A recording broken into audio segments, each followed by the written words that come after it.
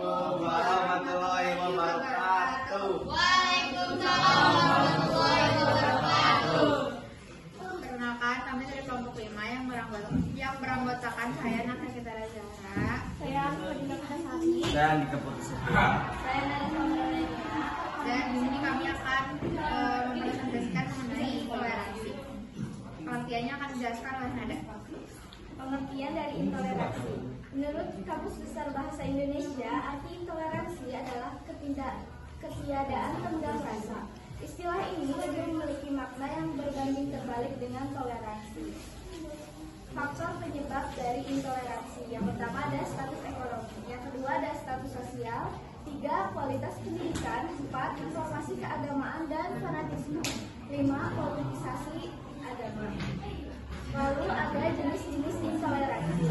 Yang pertama ada intoleransi agama, ketidakmampuan atau keengganan untuk menerima kritik atau keyakinan agama yang berbeda dari milik sendiri.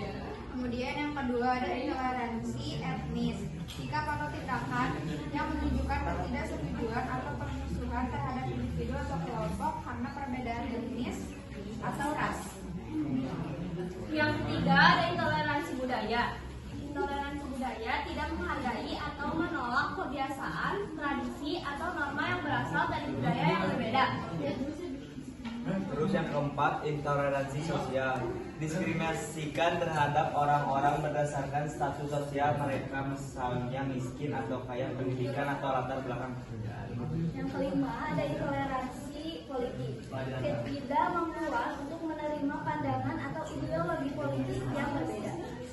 Kemudian yang keenam ada intoleransi gender, diskriminasi atau prasangka terhadap individu berdasarkan gender mereka, seringkali termasuk seksisme atau diskriminasi terhadap perempuan dan kelompok gender non konvensional. Yang ketujuh, yang terakhir ada intoleransi seksualitas. Intoleransi seksualitas, diskriminasi atau prasangka terhadap individu berdasarkan orientasi seksual mereka, termasuk homofobia atau intoleransi terhadap komunitas LGBT. Selanjutnya ada dampak negatif. Dampak negatif kurangnya pemahaman atas keberagaman, yaitu yang pertama adanya perpecahan bangsa yang terjadi karena konflik sosial dalam kehidupan bermasyarakat, bisa karena ekonomi, status sosial, ras, suku, agama, dan kebudayaan. Yang kedua ada memandang masyarakat dan kebudayaan sendiri lebih baik, sehingga menimbulkan sikap merendahkan kebudayaan lain. Yang ketiga ada sikap ini mendorong konflik antar kelompok, terjadinya konflik ras antar suku atau agama. Yang keempat ada terjadinya kemunduran suatu bangsa dan negara karena pemerintah sulit membangun kebijakan. Dan yang terakhir kurangnya partisipasi masyarakat dalam pembangunan, menghambat usaha pembangunan dan pemerataan sarana dan prasarana. Kemudian ada contoh kasus yang akan kami bacakan. Kasus gereja di Samarinda dilempari bom molotov, aksi teror yang dilakukan oleh simpatisan ISIS di gereja Oikomine Saint Kotek, Samarinda, Kalimantan Timur. Pada Minggu 13 November 2016, seorang pria meledakkan bom rakitan di halaman gereja ketika jemaat melakukan kebaktian.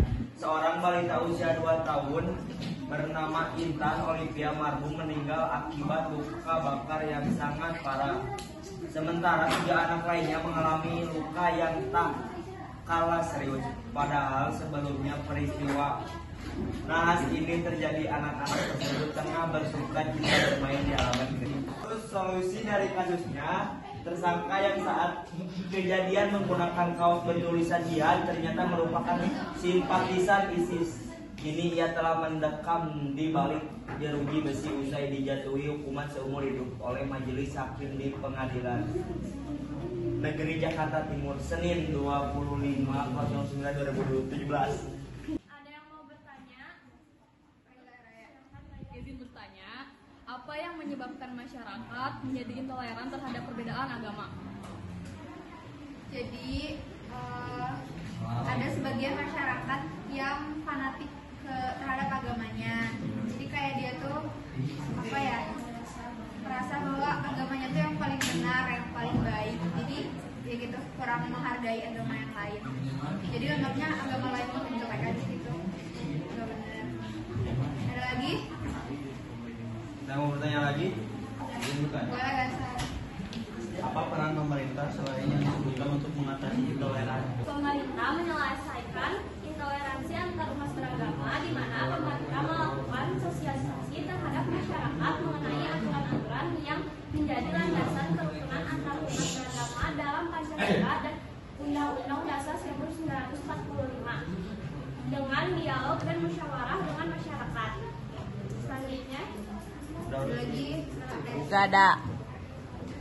Sekian dari kelompok kami. Mohon maaf dari salah kata. Wassalamualaikum Warahmatullahi wabarakatuh. Waalaikumsalam warahmatullahi wabarakatuh.